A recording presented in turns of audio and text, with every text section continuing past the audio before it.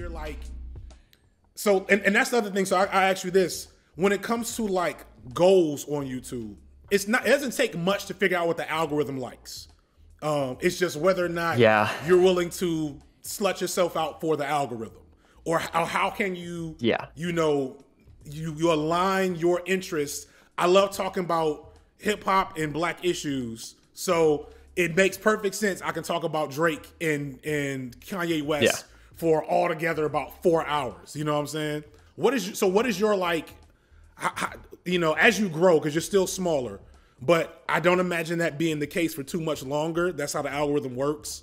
But I also don't want to blow gas because it also just doesn't make sense sometimes. But if you get to a point where you're like seeing steady growth, what do you think you'll do with that? The knee jerk, of course, is to say nothing will change, right? It's like how much can you really want something when you don't know who you are when that thing happens? How much do I want having 100,000, 1 million subscribers? How much do I want that when I don't really know the person who is at 1 million subscribers? I don't know the version of me that has made videos that got me to 100,000 subscribers, right? Yeah.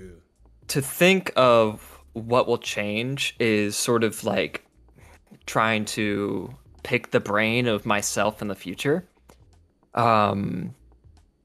I like to think that I will just be better at making videos, that I'll be a little bit better at making intros that hook people and leaving people with like breadcrumbs so they watch the whole video. Getting better at that kind of a thing, because I know that boosts the whole algorithm, watching the whole video, etc., etc.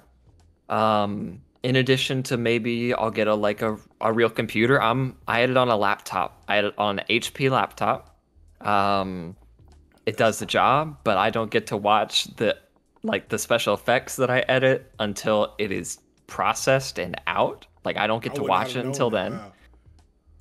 Yeah, and I'm glad that I wound up taking the meme video down and re-uploading it, because there are a few things that I was like, I really thought I had the timing right on that. I need to fix that because the timing's just wrong. A video's never done because I can't see it. It's weird. I'm weird because I like watching my videos, but I know some people that I love watching my videos. I think they're funny. Yeah, same thing. And I don't know how you do it. I write, and maybe because you I was a teacher, and so you want to be a professor. There's a certain type of, I didn't know that. Yeah, there's a certain type of ego that goes into teaching, especially in the arts. So I'm assuming like theater, etc. And I was teaching English, and it was like there's a different type of ego. College professors have the like research-based highest quality of life professionally, because they work a job where everybody thinks they're the shit and they have so much power. They also end up doing like fuckery, which is a whole other conversation. And so like it makes sense, but then you have people, other content creators who are like, I hate watching my stuff. I hate watching my old stuff. And I'm like, no, I love all my shit. I love watching it. I really wish people would get this point. I make my videos as if somebody's going to have to write an essay about them. And so I'll have so many different illusions, like in different things that some people have caught, but very few people have. And when people catch a reference I made that was obscure, or, a t-shirt, you know what I'm saying? I'm like, yes, that's exactly what I wanted. Thank you. There's CJ called them the golden giggles. You know what I mean? So I get this idea that when you see your video out there, there's one thing off, it's like, oh shit, I got to fix that now. Oh, I wish I could take it down and put it back up, which is easier when you're smaller, but like literally, so let's talk about growth, right? Yeah. That was really deep what you said about like, how can you want something and then also acknowledge that that thing may fundamentally change who you are. Yeah. And that's so deep because I remember the pre and post Bo Burnham is a whole different world. And like Bo Burnham was a video I didn't think that hard about. It was something I had in my head, and I just underestimated how popular Bo Burnham was. And this suddenly I had this huge audience and this predominantly white audience. I went from having a small, predominantly black audience to a large, predominantly white audience in like 2 weeks. And I wasn't afraid of that, but it was like, okay, I now have a whole different channel and essentially persona. And as I get to 200, and now I'm making connections behind the scenes and with other creators. So now I'm a YouTuber. You had Hank Green on. Huh? You had Hank Green. He's like the dad of fucking YouTube. Yeah, that's incredible. It was wild when he tweeted me out. When he tweeted me out, I showed my wife. My wife knew who Hank Green was, and she's like, "Oh shit, Hank Green," because I had been watching Hank Green since I was around your age.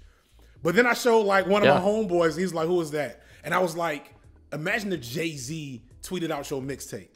And he was like, "Oh shit!" And I'm like, "Yeah." And then like next thing you know, he's in a video. You know what I'm saying? And so it's a wild trajectory, and like literally, it's that quick. And like suddenly, people are looking at me differently. People are recognizing me. I was a low key introverted type of dude, and now I'm an influencer, and that feels dumb as fuck to me. You know what I'm saying? Yeah, I'm enjoying it, but I feel stupid all the time. It's weird. Yeah, it's funny too. Even at the smallest scale, I had a friend who also recently got engaged come over to our house with her fiance. And I was like explaining a video that I had already released and made to her, and she was like, "Yeah, I know. I watch all your videos." I was like, "No. Don't do that. Don't do that. Yeah. Don't watch all of them. Don't watch all of them." But obviously expanding that to like, let's say a coworker who I didn't know watches my videos. It's like, oh, that's weird. And then expanding that to a stranger sees me on the street and watches my videos and has this. Obviously, this is the entire notion of the parasocial relationship, but has this notion of me that only exists because I decided to use specific words in a video, and I poured hours over fine-tuning exactly what I was going to say and like splicing my sentences so I don't say and like and all these things. And take deep breaths. And then I'm here in the flesh, and yeah. No one will ever see uncut footage of me, because then they would see how much of a psychopath I am during filming. I will sit in complete silence. For 15 minutes straight. Why? Dead silence. Do you write, or are you mostly extemporaneous? I wish I fucking wrote, dude. Are you serious? I've written a couple.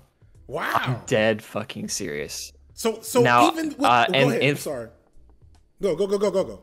For the meme video, I made an outline. Okay, I made an outline for the meme video, and it's bullet points, and there's sort of like branching trees, and it's all connected in this sort of like, because I play Dungeons and Dragons.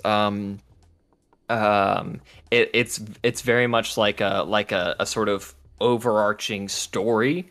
From start to finish, and that was all like planned, but what exactly I was going to say, because the point was that I'd be explaining all of it to someone who doesn't know. Right. So